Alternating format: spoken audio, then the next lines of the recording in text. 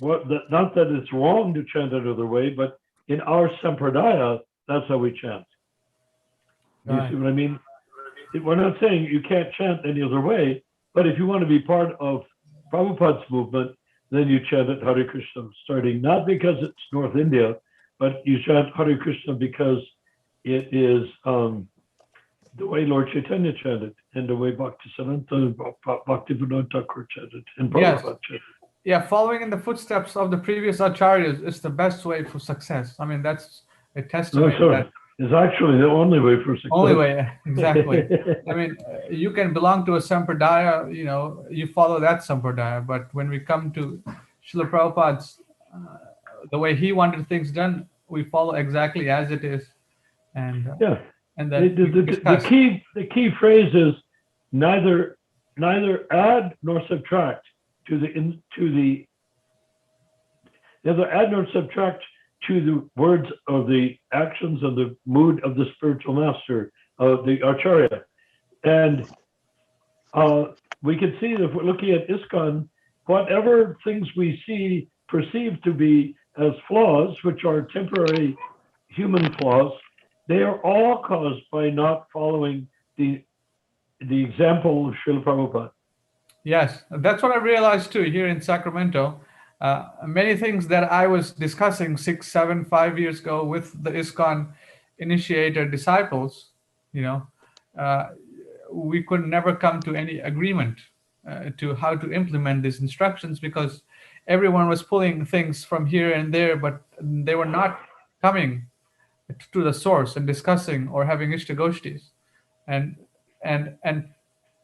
adjusting themselves to use whatever Srila Prabhupada has given to make the best system of preaching, management, temples. And it's been 25 years and still it's hardly people get it. Because it's all horizontal business dealings amongst them. They make transactions, but our process is not transactional. It's transcendental. Direct perception of the self by realization is not a business deal.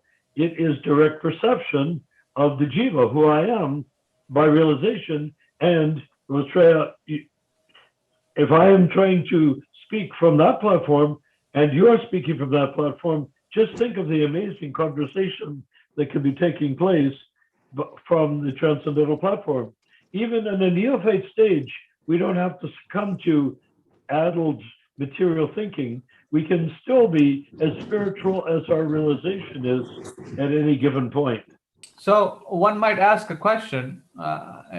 They read something in Srila Prabhupada's books, and Prabhupada says, like, for example, he says that the temple's center should be independent, things like this, the GBC should be elected. So a lot of initiators in ISKCON, they do not talk about these things. And now we quote the source by giving the example, the letter, numerous letters, Shastic evidences from the scripture. And then these initiated disciples, they don't want to understand, or they have some other motives.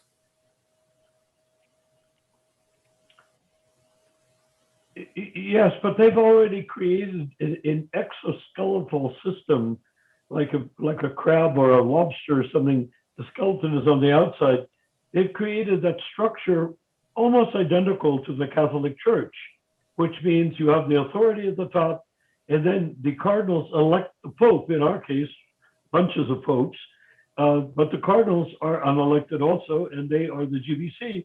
They were all Catholics before they became devotees, so it didn't bother them that they picked up on the Catholic Church as a model, in spite of the fact Prabhupada made a very clear, decisively clear plan, which I humbly pray and suggest that we follow and accept Prabhupada's way to deliver the world.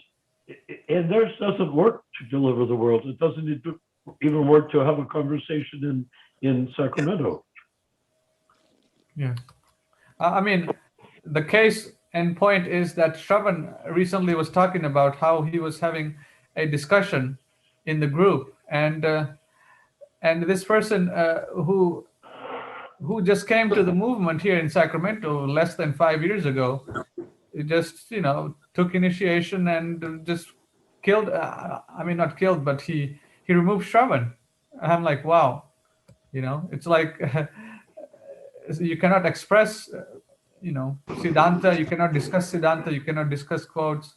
Everything is censored. Yeah, so the minute there's censorship, that is the end of ISKCON. Yes. ISKCON means not only you don't censor, you don't have the power to censor.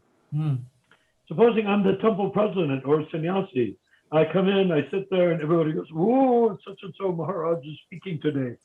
But when so and so Maharaj goes into ISKCON, he puts his tridanda to the side, and he acts equal to even a 5-year-old child who's sitting in that same ISKCON. That's the transcendental desire. Now, does it work out perfectly? Of course not. Does it lead to it working out perfectly in the end? Well, of course it does. Yes, it does. It's by its very nature leads to perfection, and that's what ISKCON is for, is to start where you are and become more enriched and more transcendentalized by the end of the ISKCON meeting and the process. So there's no hierarchical structure in the ISKCON. Everyone is equal, including Krishna. That's why it's ISKCON. He sits down with his coward boys. He could sit there looking at them all and say, one thing before we have this little get together, I want you to understand this clearly. I'm God and you're not. If he did that, where's ISKCON? Yes. But he is God and they're not, but they sit down together as equals. He makes that possible by his desire and his capacity of perfection. He perfectly makes them equals, all of them, him and them, even though they're jivas and they're part and parcel of him. He doesn't throw that sort of power play around. He, in fact, wants to have fun with them. So he sits there, and then when we sit in the ISKCON, the coward boys are there, whether we see them or not. Right now, they're around us if we choose to notice them. And Krishna is also there. And Krishna and the coward boys are equal. What to speak of you and me? You and I must also be equal in this ISKCON. And that way you can express yourself openly and freely, and no one's going to take you off to the dungeon and have you tortured as a result, such as the Catholic Church used to do. The Inquisition, bonfire of the vanities, all of these, the destruction of the Gnostics. I mean, nothing but blood. I'd like to raise a question now. My question is, you've been in Los Angeles for how long now? 30 years now, Narayan Prabhu? Well, since 1973. Well, it's more than 30 years. So, in the beginning, when Karandara was the president... It's less than, isn't it? It's 2001, so it's 29 years. Yeah. Anyway, it's 29 years, 30 years, whatever. When Karandara Prabhu was president back in 1970, when was he president? Well, I met him when he was in 73, because that's when they came back from India. Acha, so 1973, were you having Ghosties in 1973 regularly? Or no?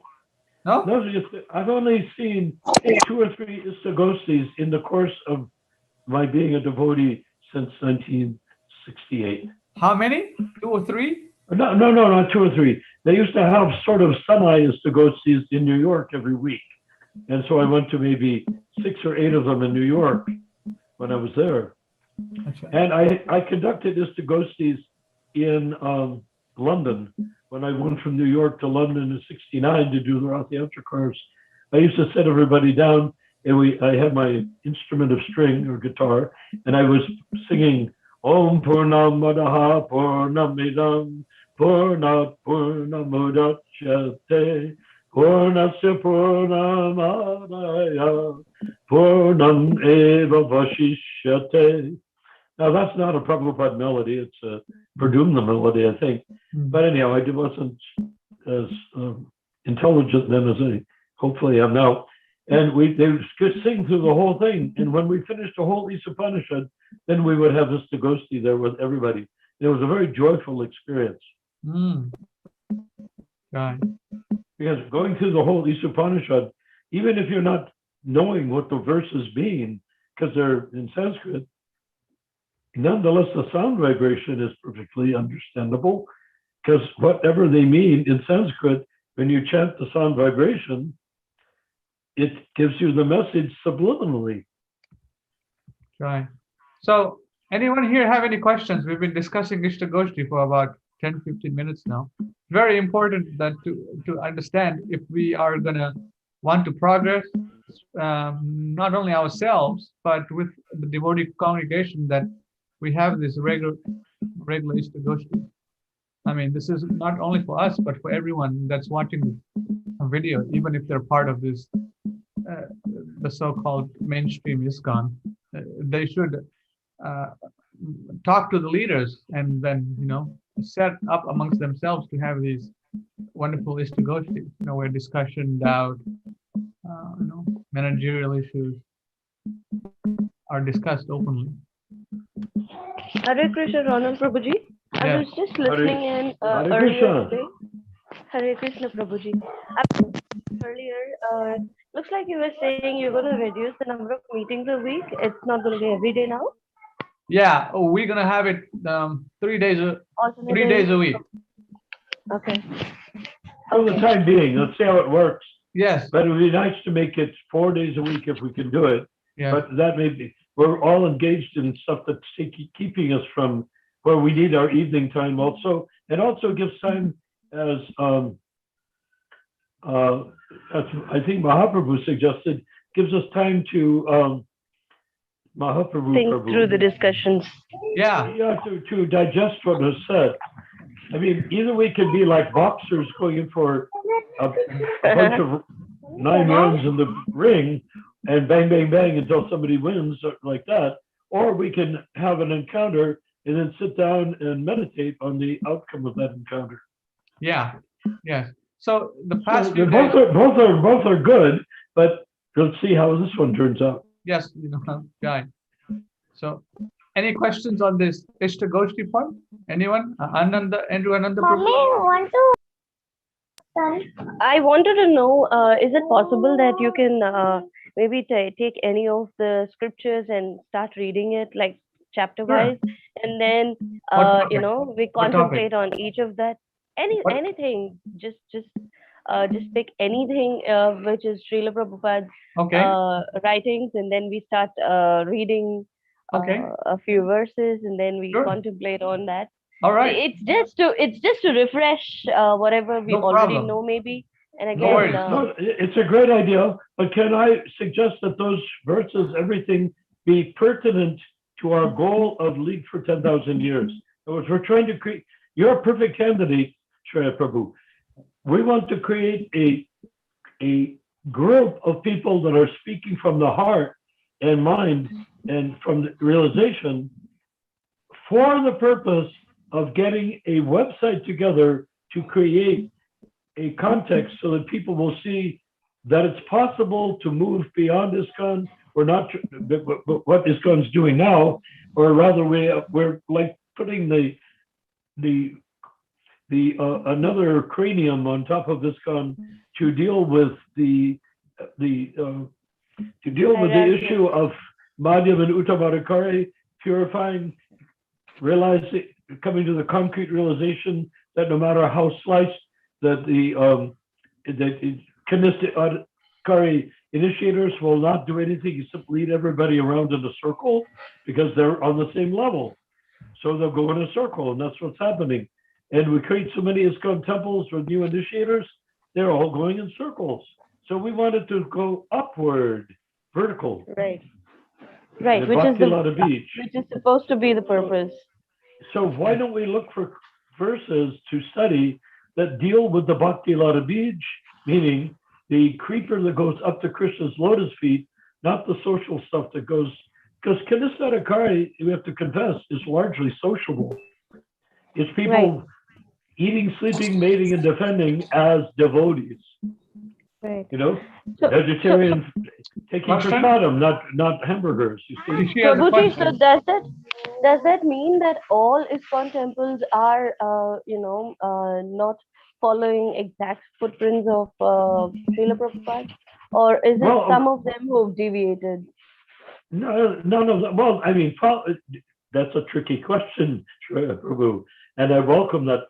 I don't say you're being tricky, but I'm saying the question itself has tricky parts to it. Yes, they're completely following. What are they following? Beautiful Arctic ceremony, beautiful dressing of the deity, classes from Prabhupada's books, a little changed books, but from his books, chanting japa without changing the japa in front of the deity, morning and evening, Tulsi puja? or whatever, kirtan, Arctic, Tulsi puja, all of those things are Prabhupada. They are not different than Prabhupada. And the success of the movement, in spite of the few faults, key faults that it has, the success is due to following Prabhupada. Then, what is the bad part, or the part that is not right? The GBC is not elected. So they've created themselves as a group of cardinals, like the Catholic Church, that elect each other. They aren't elected by the temple presidents. And they made a big corporation, international corporation, which Prabhupada didn't want. He wanted each temple to be a separate corporation. And several functions. One is that if you sue a temple, you're only suing that one temple, not all the temples. And at the same time, each temple being independent means they can just get Prabhupada's books, teach from them, distribute prasadam. Even if it's, when we started the movement, it was Wednesday evening and Sunday. On Wednesday evening was a get-together and classes, and then on Sunday was the Sunday feast, and people came for the love, what they call the love feast. I agree to get named love feast. After a writing of not Arthur Miller, a different Miller, Henry Miller. So the thing is that so we have those factors, independent temples. So you need independent temples, elected GBC, and now the GBC elects the gurus. I mean the Kanista initiators. Well, they can't do that anymore. The one who initiates either has to initiate to make someone Prabhupada's disciple. Don't use the word ritvik, it's very irritating. They say pujari, the pujari or the temple commander, or the same person that does Shraddha ceremonies or Anaprasana ceremonies for little children. That same person can perform the diksha with the same sacrifice and essentially the same prayers. It's all one bundle of prayers. There's no reason why a certain person has to do it. And as far as giving a spiritual name, that could be derived from a number of sources. Temple president or a group of Brahmins in the temple, or the pujari can do it. I mean, that's less important.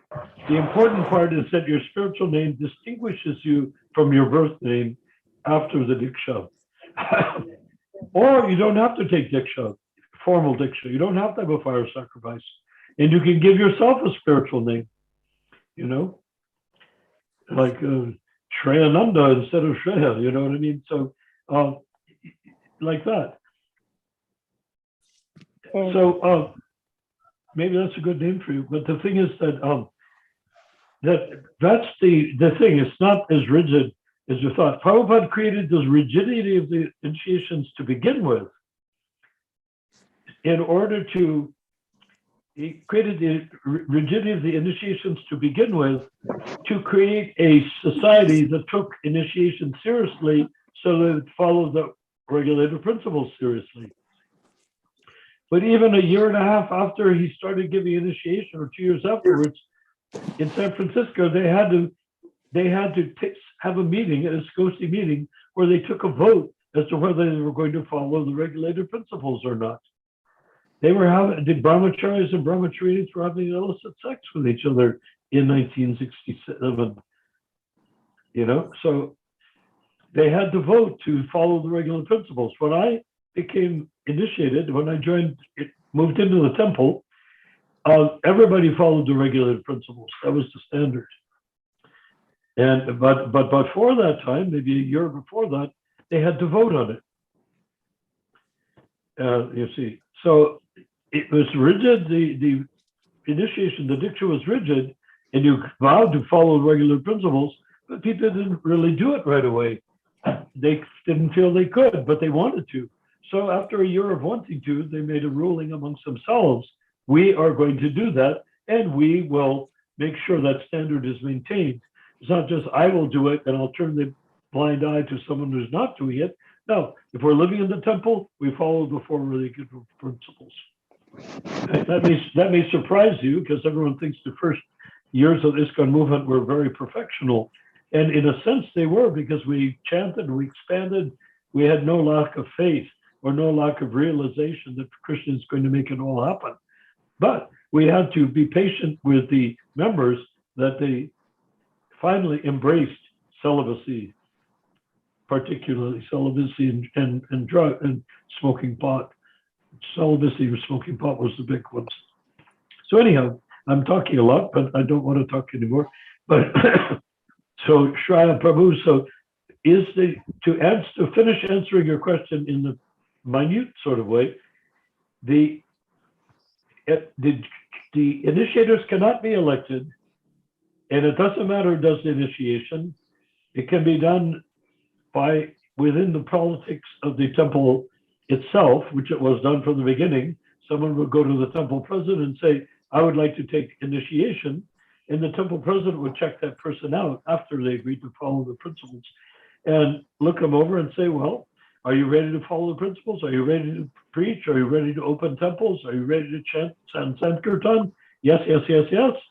Okay, I will recommend you to Prabhupada, and you send beads to Prabhupada.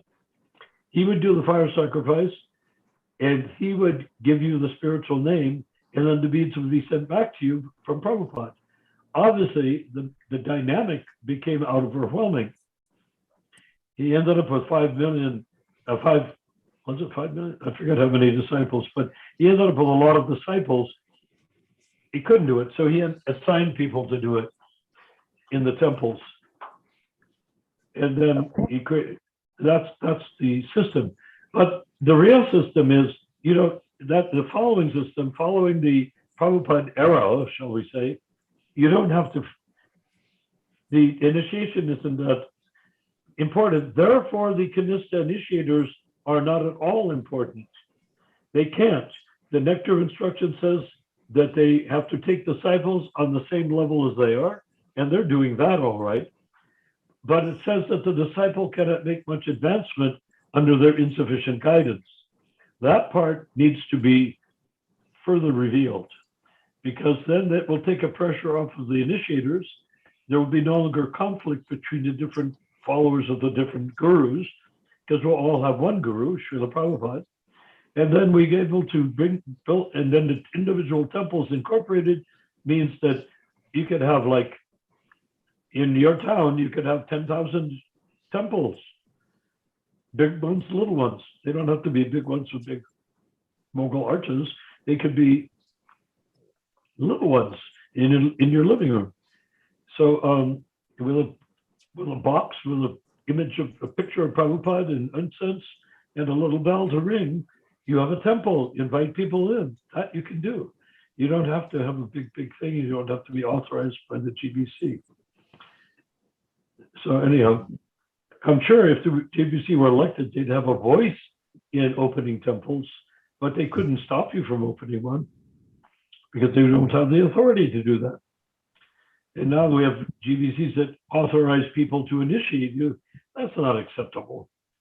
So anyhow, I've said enough, plenty. I hope it's the right amount of enough. Hare Krishna. Hare Krishna, Prabhuji. Thank you so much Hare for Krishna, clarifying. Prabhu. Okay. Shraya Prabhu, did that answer your question? Yes, Prabhuji. Okay, good. I know where your mind works. More than getting answers to that very specific question, I was only revolving around answers for devotees like me who probably don't prefer going to temples at any specific point in time, because I feel more connected when I'm listening to Prabhupada's lectures, and when I'm connecting directly with God sitting in my temple room, or probably even just thinking about it all throughout the day. And when I discuss things with you and the team members here, the devotees, that is more connecting than visiting a specific place, because it's been over years that there's only one or two temples I feel spiritually connected, or which puts me into a more meditative kind of a mood when I visit. But especially the Bangalore ISKCON temple did not give me that feel. So I was just asking this because is it really important that we go through all of this process, or is it much easier to directly get connected? Is all that was running in my head. It's up to you, and the choice is yours. Krishna will not be angry if what you do, So the thing is about Bangalore ISKCON, there's a Bangalore Akshaya Patra program, and the and they're better. They're much better. They consider Prabhupada their guru. Everyone there is initiated by Prabhupada by proxy. But it's not as though that you have to go to that temple if you don't want to. You say you like going to your own temple. Yes. Now here's the way Prabhupada designed it. That temple is your temple, and you should be able to incorporate it as your temple, even if you're the only person in it. You could have we're going to try to find a suitable nonprofit name other than ISKCON, since they will object if we use ISKCON. And the real movement, or the real Prabhupada, or something of that sort, as the name of our nonprofit organization, you could then create that in India and make a temple, or not. You don't have to do it. And then right now, the main point that I'm suggesting is you have your temple, and if you have a friend, a couple or a girlfriend or someone like that, lady friend, that wants to come and share space with you, that not because you have to or ought to, but because you're comfortable doing it. If you want to share your experience with anyone of a like mind, then you can invite them, say, yes, this is a Prabhupada temple, and you're welcome here when you want to come. And if they become obnoxious, then you can say, well, I welcomed you, but it's not working out for me. Why don't you, if you like what we're doing, make your own temple in your own house, and don't come to my house. You have that freedom because it's your place. Okay. Is it wrong, Prabhu, if I'm saying that? So the choice is yours. At some point, we will have a designation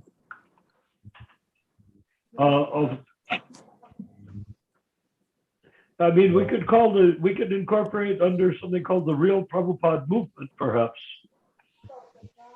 Okay. And incorporate it as a nonprofit organization, and you could use or not use it. It doesn't matter. But a person, particularly in America, wants to start a temple, you say, okay, I want to incorporate the Real Prabhupada Movement. Anyone can take that same designated title and incorporate their apartment, house, or big temple building as the Real Prabhupada Movement foundation. And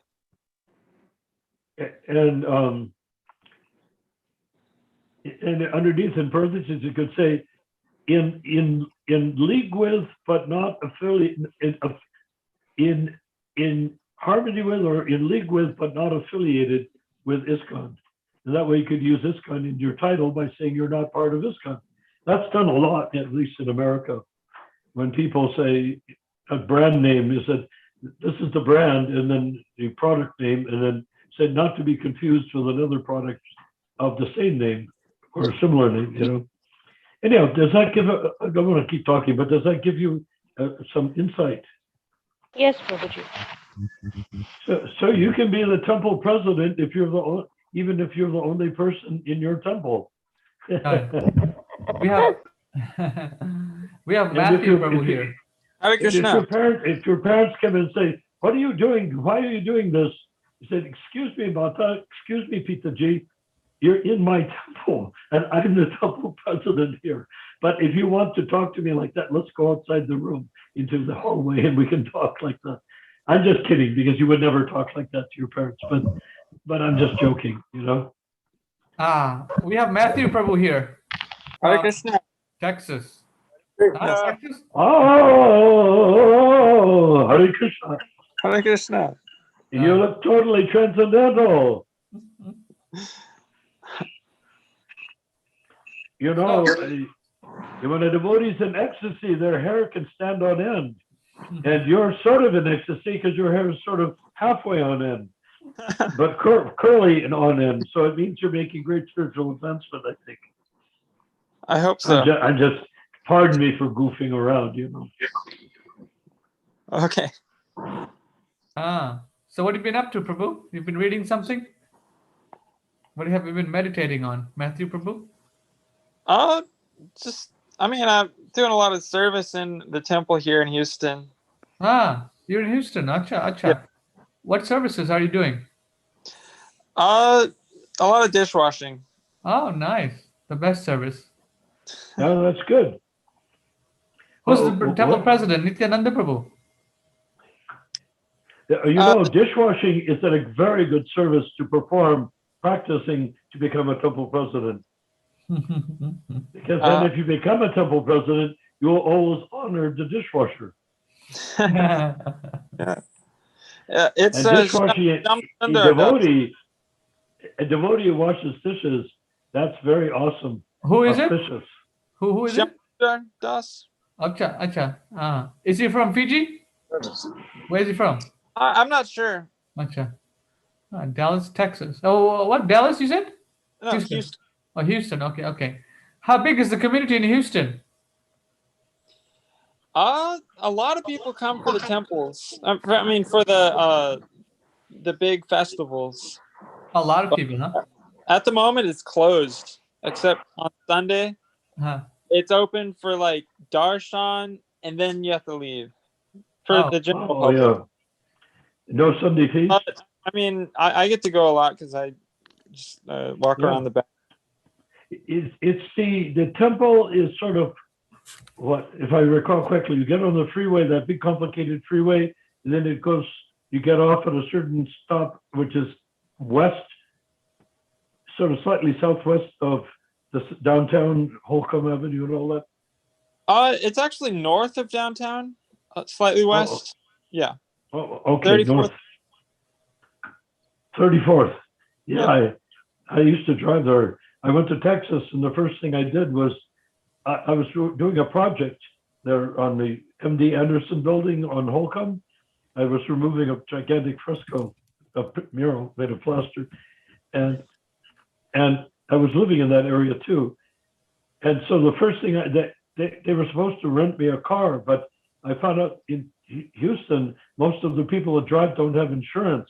So the rental cost was huge every day, like $60 a day instead of like 25 or 30 in Los Angeles. And so I said, this isn't what to do, because I had worked out a budget based on normal rentals. So first thing I did was I went out with $10,000 and bought a Dodge 2500 Dodge Ram blue pickup truck. Ram, that's me. I'm born in the year of the sheep, also so Chinese. So Ram is my thing. Ram, and I like the sound vibration of Ram. So I had that for years, diesel. It was great, and I had so much difficulty finding one. They were not anywhere on any lots, and they weren't anywhere advertised in the paper. And I finally talked to a dealer, and I said, how come I can't find a Dodge Ram pickup truck? He looks at me like I'm crazy. And he said, you think anybody in Houston would want to part with their Dodge Ram pickup truck? Because I saw them all over the freeways. blue Dodge Ram pickup trucks going every which way. I couldn't buy one. And they said, because nobody wants to sell one. They want to keep them. So anyhow, that's enough Pachalta for one evening. Right. So, who's there? We got Andrew Ananda Prabhu. So how you know Ananda Dev? You guys friends?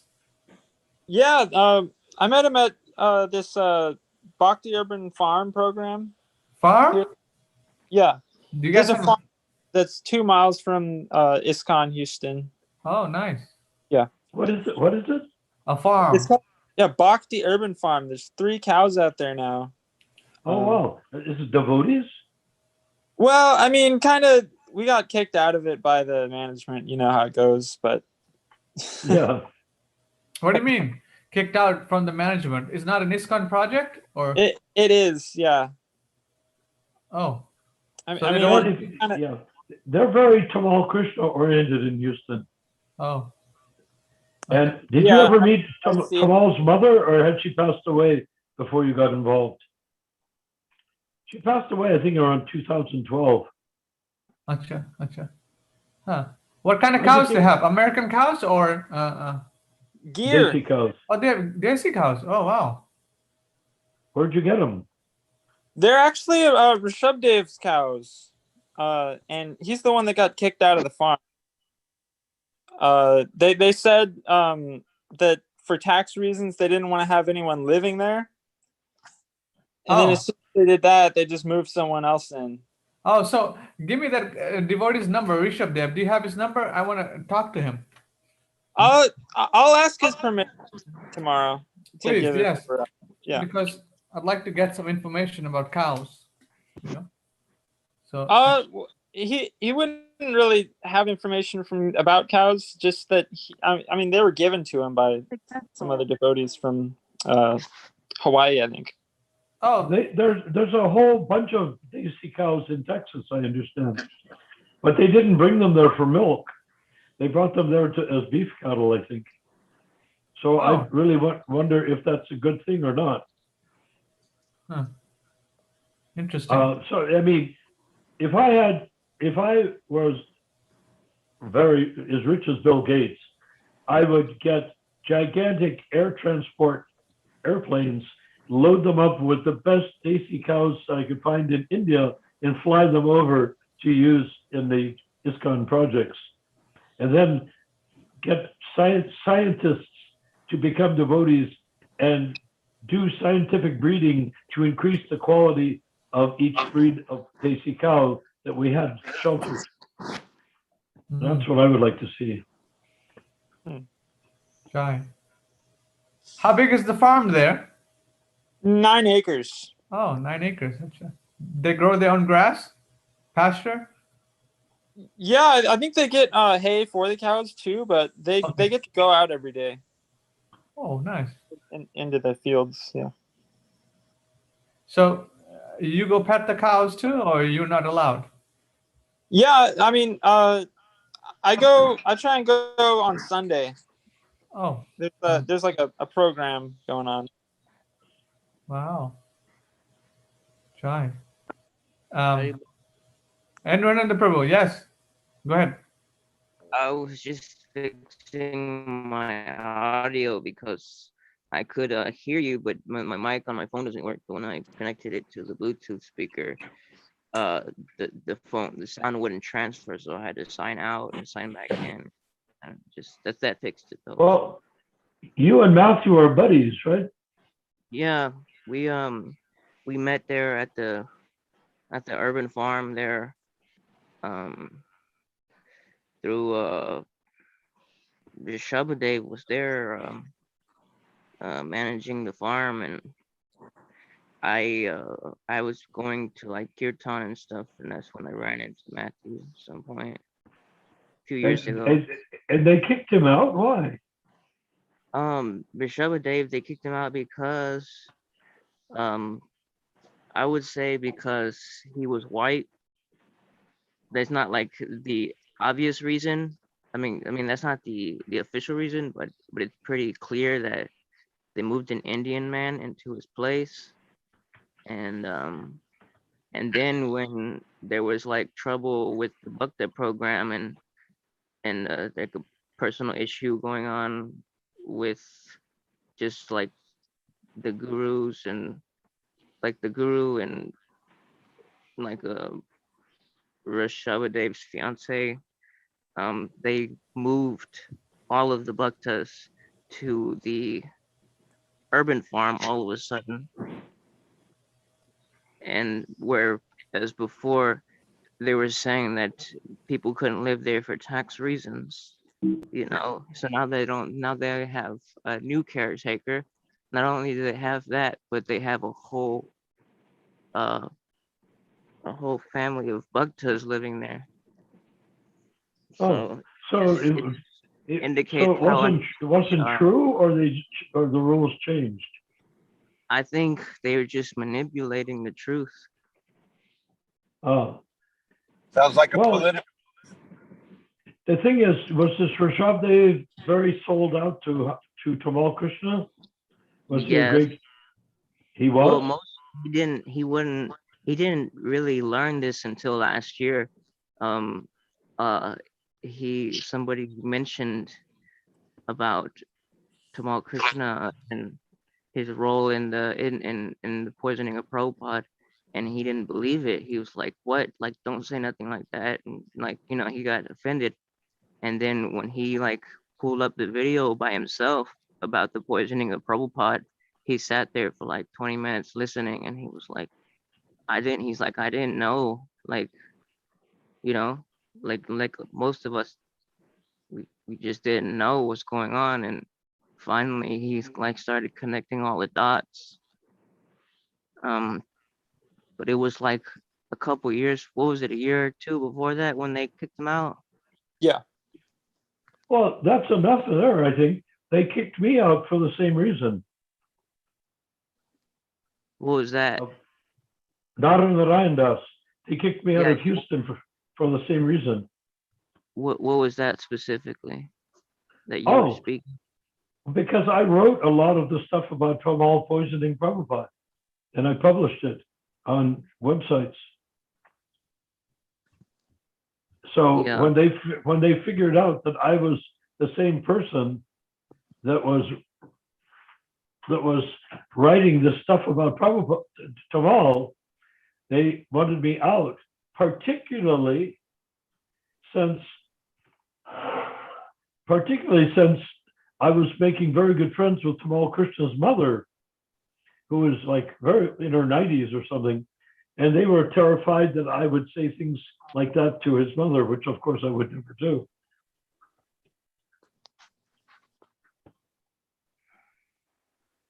Does that make sense? Yeah, it was a political threat to them. It was a political So move. is that what happened to him? That Well, because I would say not he that. began to, because I mean Tamal is practically worshipped in Houston. Yeah, actually, Rishabhadeva was serving very nicely. He was very dedicated to the farm. Got up every morning and worked on it. Like that's what from last when I saw him working there, he was Uh-huh. he was working very nicely on the farm. And at some point, I guess he told me on some New Year's Day, they just gave him a notification and said you have to vacate within 24 hours.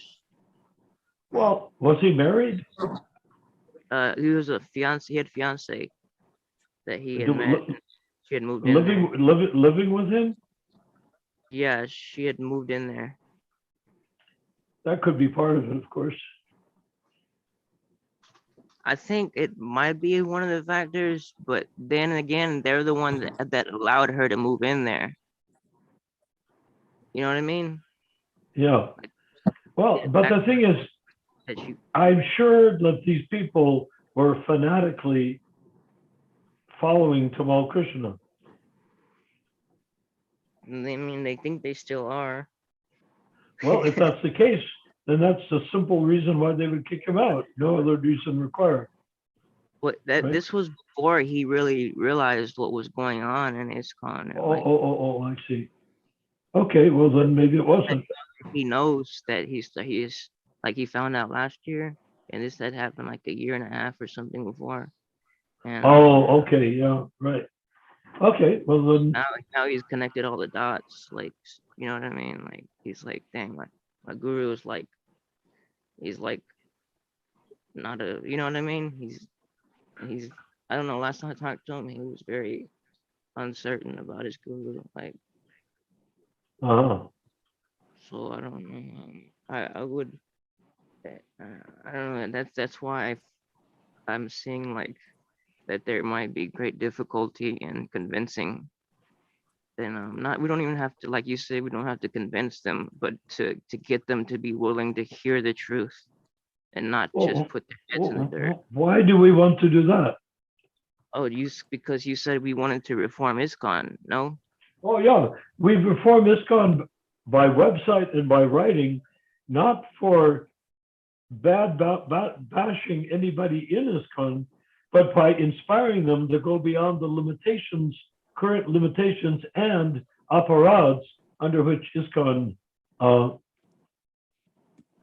operates. Right. What I'm saying is that they might be experience so much cognitive dissonance that they'd be unwilling to hear the truth or even review. Okay, sure, no, it's not like one-on-one. We just keep publishing, and then people, whoever they are, will be there. They've been initiated or about to be initiated by Kanista Adhikari initiators, and so these initiators, these people who are either initiated or not initiated in this temple will contact us and say, "What you're saying is amazing, and it seems to be backed up by Guru Shastra Sadhu. What you're saying is amazing. Why haven't we been taught this in ISKCON?" He said, "Well, you haven't, and they have reasons for having created a structure that is contrary to what Prabhupada wanted. And if you like, stay tuned to us, stay part of our group, and you can stay in the same temple where you are now. Just become educated, first of all, in what we're doing. And then after you become educated, then you can, if you have a temple with 100 people in it, and 60, 70 of them become convinced by what we're doing here, then these 70 people can say, we vote that the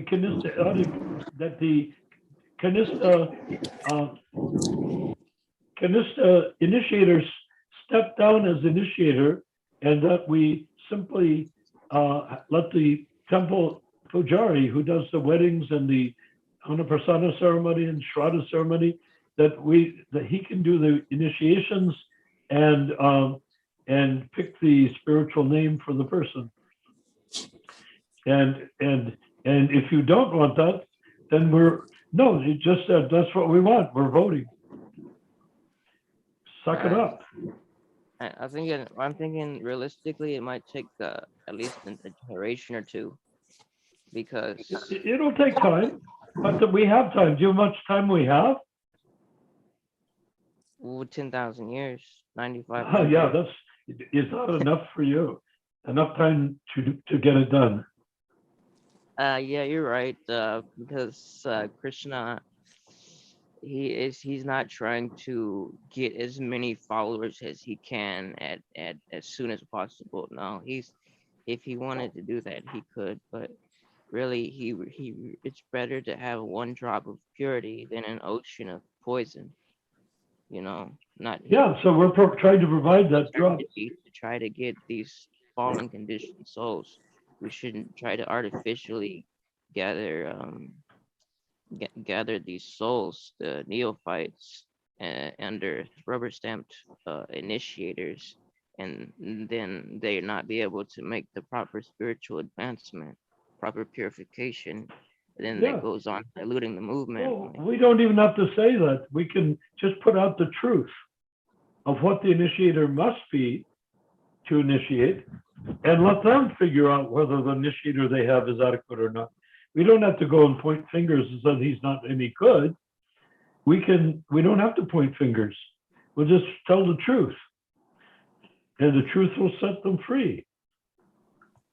You mean like specifically point fingers, I wouldn't say to do that, but like to indicate that they're not qualified to help to bring No, we don't anybody. have to say they're not qualified. We will put in our writing on the website what the qualification is and say that anyone who doesn't meet that qualification is not qualified. We don't have to point a finger at a particular person. It is the Does that make destiny sense? of everyone Otherwise it becomes political, and then we get in a bad spot.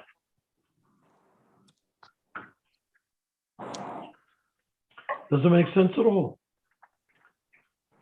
Yeah.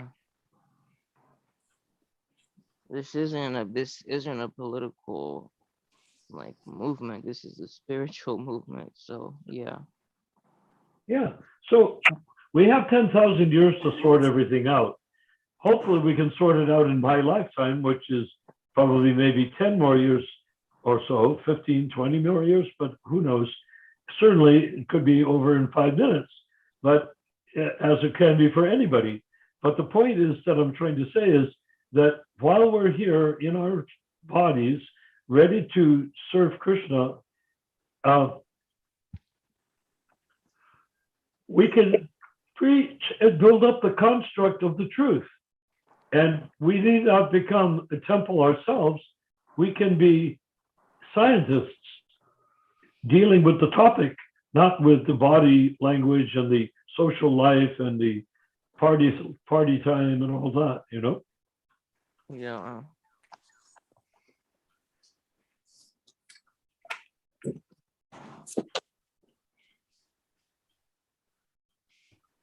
That doesn't make any sense. I'm talking too much. I want everyone else to talk. We have so many good people here.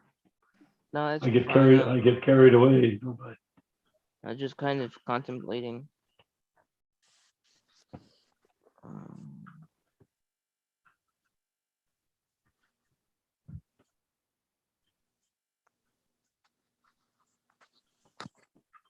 let's see. Seems like everybody else is on mute, but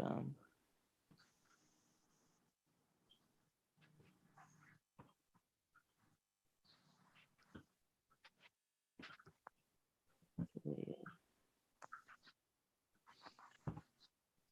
One thing that was said to Rishabdev's fiance Marcella is that you will never be a devotee. She was told that, and that doesn't make any sense.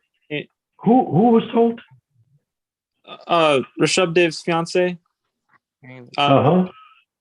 She was told you will never be a devotee, and like just that statement doesn't make any sense to me, because Srila Prabhupada wrote in the teachings of Lord Chaitanya that the destiny of everyone is to attain Krishna consciousness.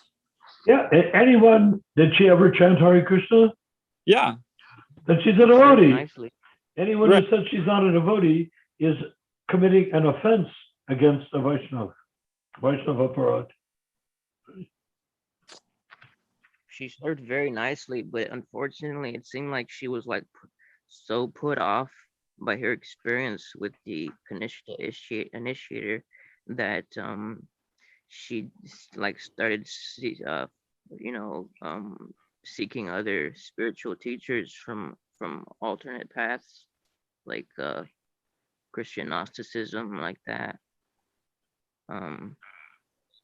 So she doesn't see, like, it seemed that she expressed. Is she and Rishabdev still together? Yeah, I think so, right? Yeah. So what happened, I think, is that she's not very confident in taking a guru anymore. I think she lost her confidence because of that experience. And which guru are we talking about? At the Kanishta initiator? Yeah, his name is. I don't like to call them gurus because that elevates them beyond their status. Actually. Well, like, this is like what her mindset is, right? So in her mind, she was like, I don't want to take. She sees him as a guru, so she didn't want to take his. She didn't want to take his shelter of him anymore because he treated her like very, very wrong. Who is the initiator there? His name is Keshava Bharati Maharaj. And he's an Indian? No, I believe he's of European descent. Okay, so he does, that is the proof of his disqualification.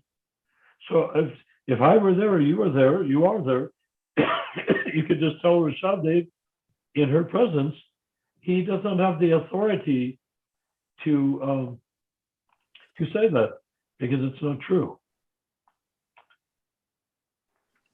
Yeah, You I know? did show her that verse that said that it's the destiny of everyone to attain loving service to Krishna. Well, where is Ramachandra? It seemed like he got muted. Or... Huh? I'm here just hearing the conversations regarding this guru. Well, why in don't you take? Texas. Why not take part in the conversation? Well, we already have discussed that the initiator gurus, they have, what can I say? We have anyone who takes them as a so-called spiritual master, initiate guru, whatever, they will be disappointed. No questions asked.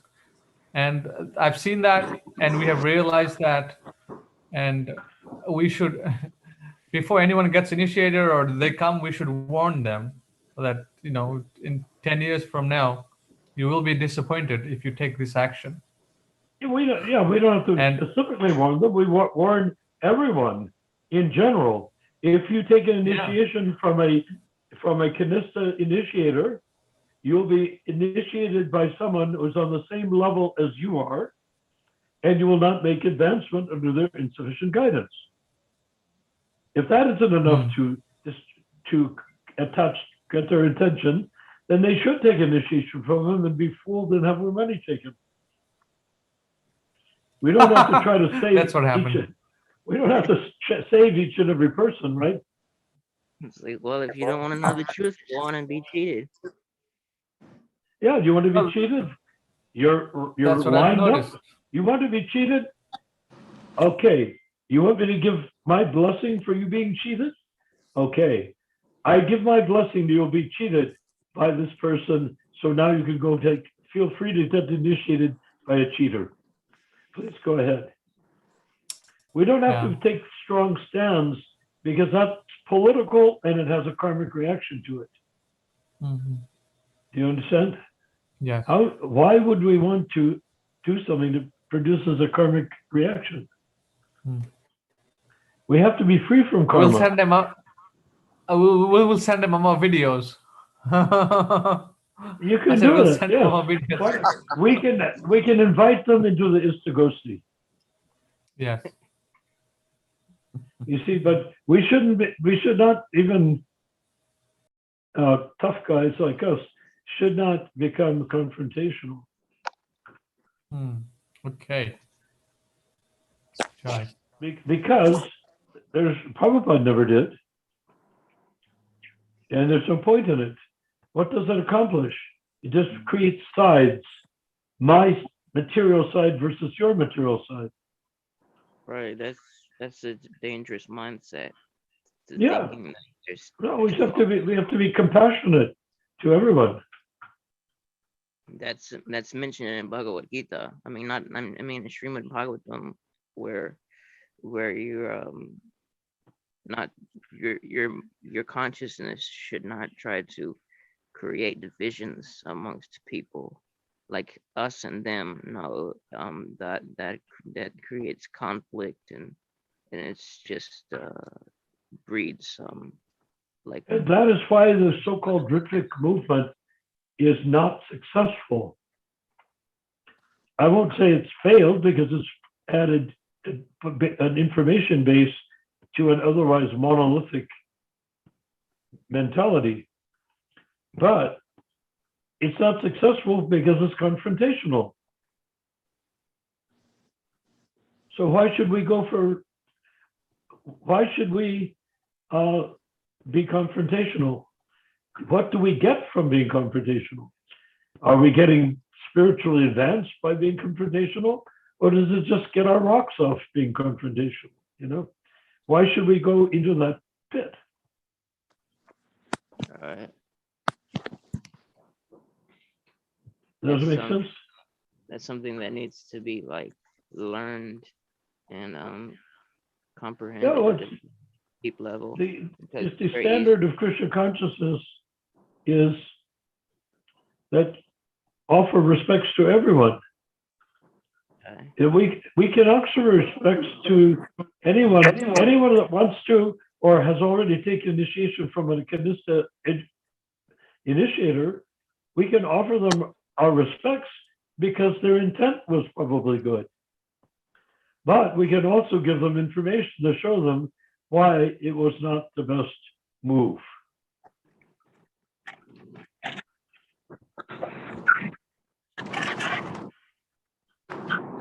Does that make sense? Hare Krishna. Hare Krishna. Yeah. In other words, we want to be saintly. And if a person like me says saintly, you better take it seriously or else. Because I sound rough. I'm not rough. I'm Moon in Virgo, very gentle Virgo-esque person. But I have Mars and Saturn in the second house of speech, which means I talk like I don't need a gun. All I need to do is talk, and it goes loudly and shakes the walls and all that stuff. But I'm not like that inside. Otherwise, I wouldn't tell you about it. We love to listen. Narayan. Optimistic? We love to listen. I prefer to think that as an optimist, I would like to prefer to say that I'm a realist. He said we love to listen.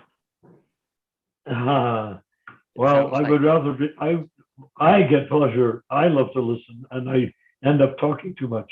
So I want to hear what everybody else wants to say. Jai. Right. I think there's like a general reverence because of your seniority, like because of your experience. People tend to like allow you to speak because they want to hear what you have to say. Right. Well, I'm not interested in what people have to say. I'm interested in where they're going with what they say. In other words, direct perception of the self by realization means I am listening. What is your transcendental realization that applies to the here and now? So that's what I want to hear, not just what a person says, because frankly, who's a person? It's their body, isn't it? Right? Correct. Yes. I mean, every time a person says, you want to hear what I have to say? I'm saying, well, what sort of body do you have? And I could probably predict what you're going to say. That's not right. We have to speak from within the body as spirit soul, outwardly guided by Lord Krishna from within. That we must do. Jai. Does that make sense? Jai. Hare Hare. Jai. Hey.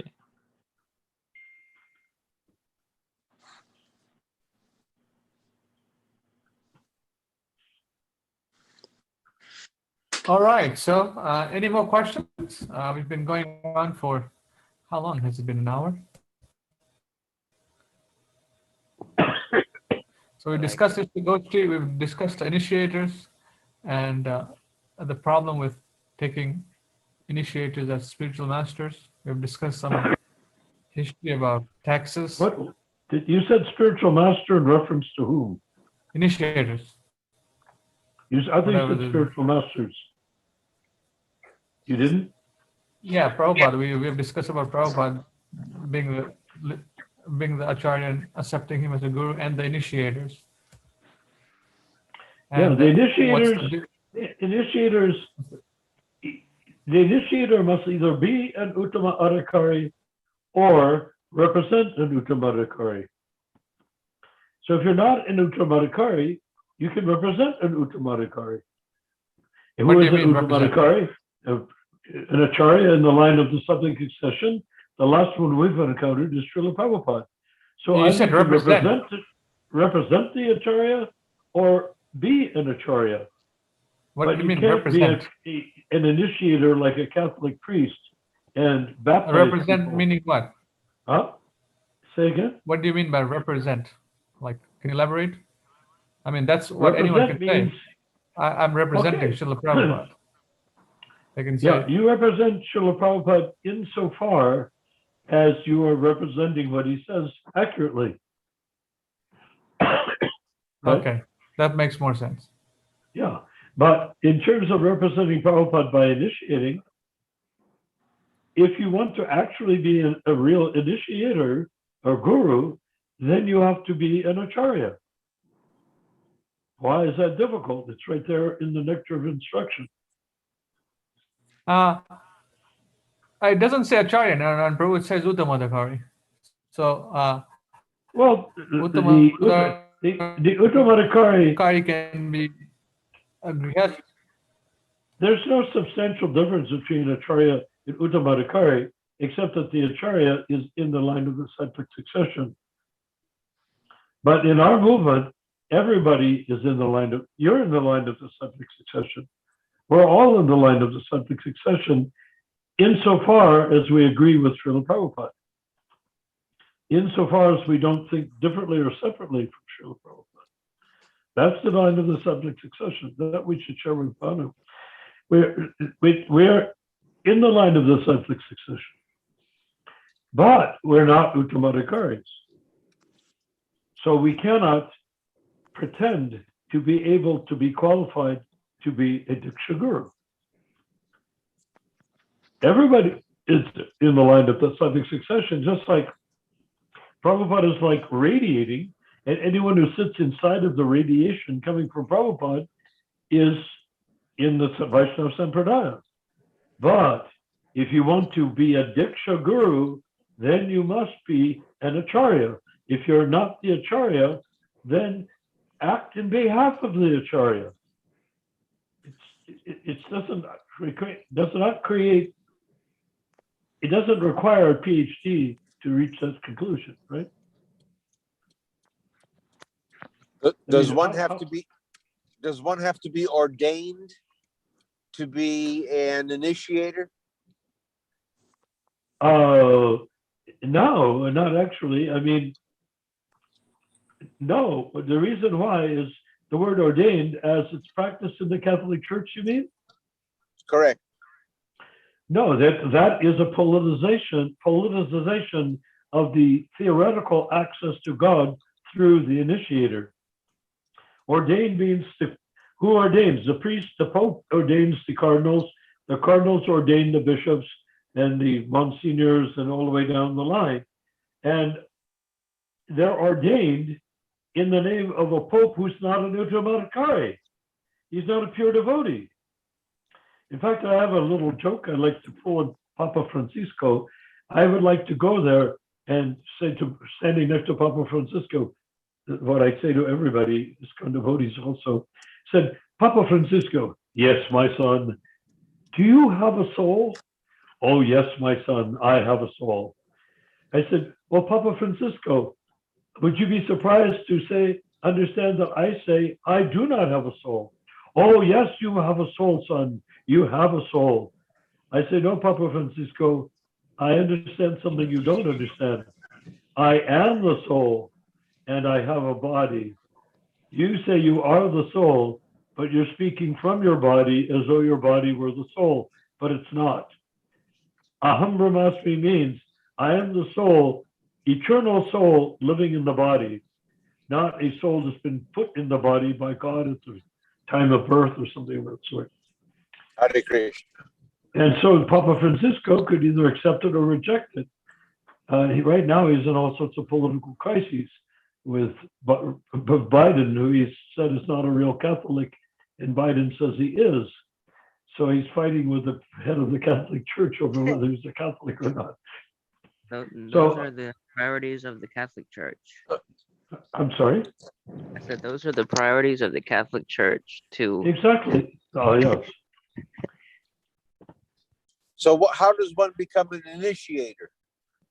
You become an initiator by an initiator, a real initiator, or a Kanista initiator? A real one. Kanista, a real initiator? It doesn't take, you can be one. Anyone can be a real initiator. It's not a holy task. It is a ceremonial task. And what about a Kanista initiator? No. He cannot, he can initiate, but not as an initiator. Or not as a guru. He can initiate as a representative of Prabhupada, but the disciple is not his disciple. The disciple would be Prabhupada's. Because Understood. Prabhupada is the Acharya.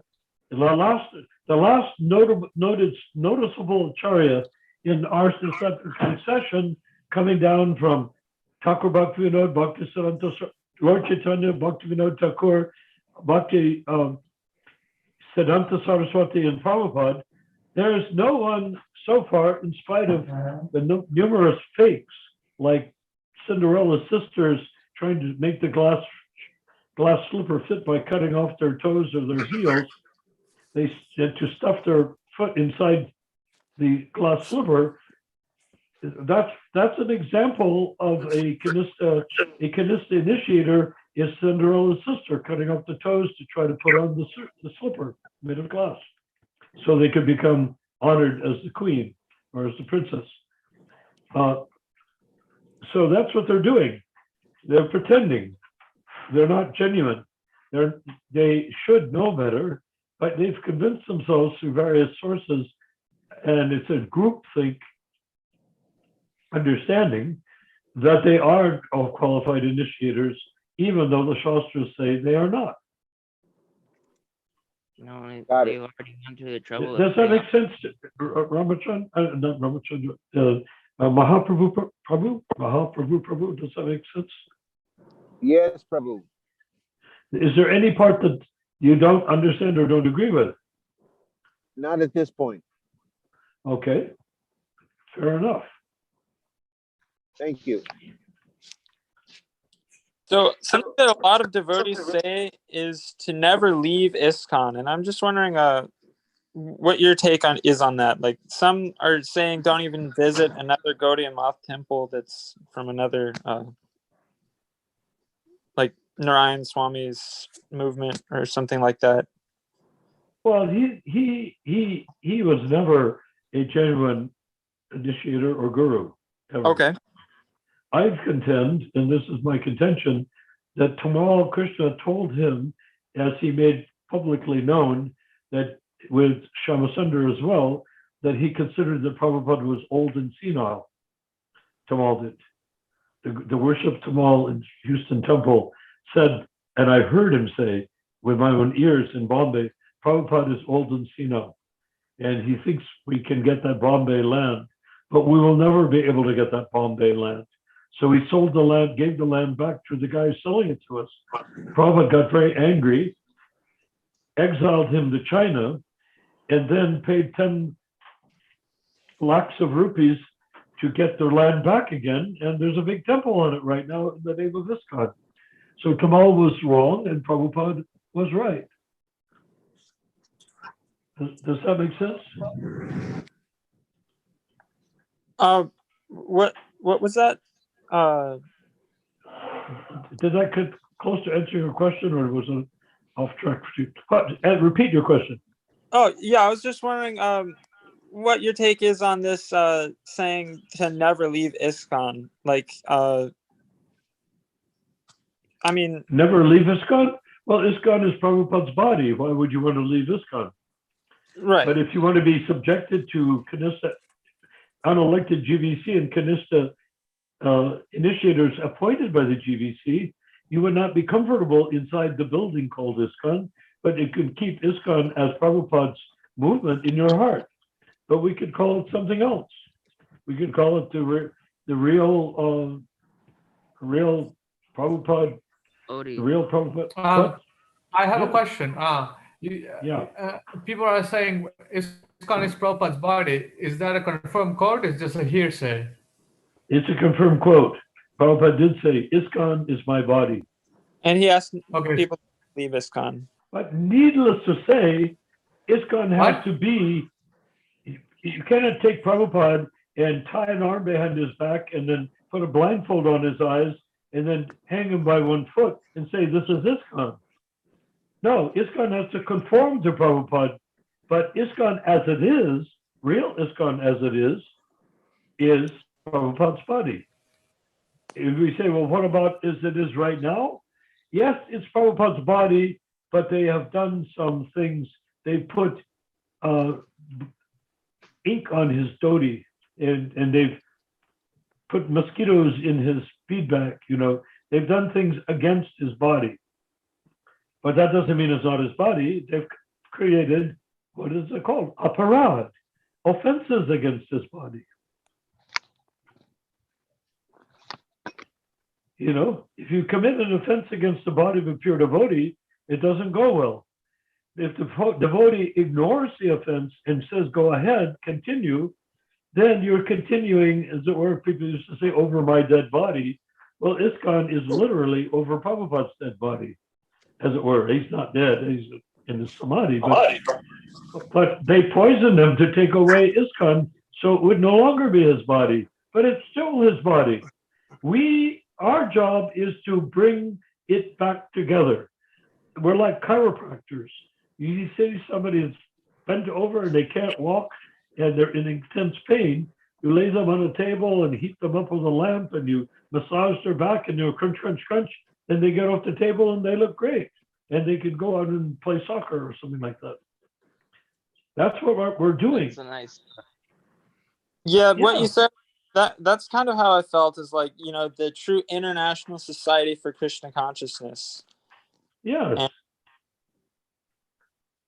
Yeah, I agree with you.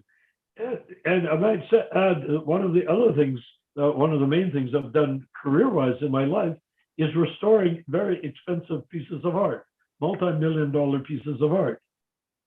So my idea when I see something with a problem attached to it is, how do we restore it? How do we restore ISKCON? So therefore, we have the League for 10,000 years. Say, okay, how long will it take? Well, maybe 10,000 years, but whatever it is, we are going to restore ISKCON because it's worth restoring. I mean, it's a treasure. It's like the Shinantaka jewel sitting on a very bad pillow. And we want to put it on a good pillow. We want it to be worshipped properly. We want it to be clean and not covered with dust or automobile oil or something of that sort. We want it to be beautiful. We want to restore it to its pristine condition.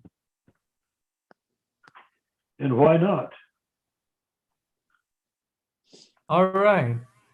So anyone have any questions? We're about to wrap it up. Shall we wrap it up? Does anyone have anything that they would like to say? How about Shreya? She has not said anything. Is she still with us? She's not here anymore. She has left. Oh, not anymore. Please tell people when they come on that we want them to tell us when they're leaving, not just leave. And that way we can offer them an opportunity to say something or to ask a question. Or simply say good night. Yes. Okay, does anyone else have anything else to say? Anything more to do? It's 9:45, which is early for us, and I'm fine with that, if everyone else is. Me too. I've been sleeping late, so. Yeah, and 10, 11. No, we can't do without you. You are the boss. Okay, thank you very much to everyone for watching online on Facebook. You're not the rock and roll guy that's the boss. You're the spiritual boss, the ISKCON boss. Jai. So if you leave, we're left without a boss. I'm just a very loud barking cannibal, like a big Hare Krishna. pit bull. And Prabhu, we're about to wrap it up. We're about to Okay. wrap it up, so we'll start early again. So I'll post the schedule on WhatsApp. So anyone who's watching, they should message me 916-430-0045, either on YouTube, Facebook, and You're asking we'll add for it to our which days WhatsApp they group. would, are you asking for which their preferable days would be? No, I'm not asking. I'm saying if they want to know when the programs are, Well, why don't we they ask can message me and I'll say, why do we ask when it's preferable for them? okay, Like maybe Saturday and Sunday and Monday, or Friday, Saturday and Sunday. yes. In other words, What on days, days Prabhus?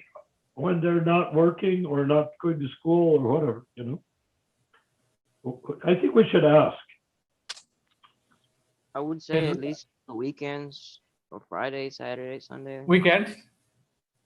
and then Okay, that's okay with me. Okay. Just like how to space it out during the week. Okay. yeah. And we need to ask everybody, not just this group here. Right. And why not put out a question Yes. on the announcement page saying we want to, for the time being, we want to have 3 days a week. Which 3 days? And say it has been suggested Friday, Saturday, and Sunday, or Saturday, Sunday, Monday, or Thursday, Wednesday, Friday, Sunday. I mean, there's a lot of ways of doing it. Yeah. Okay. Contiguous So- is probably good, no? Friday, Sunday seems good, or Saturday, one of those, like, because those are the easiest Saturday and days, Sundays.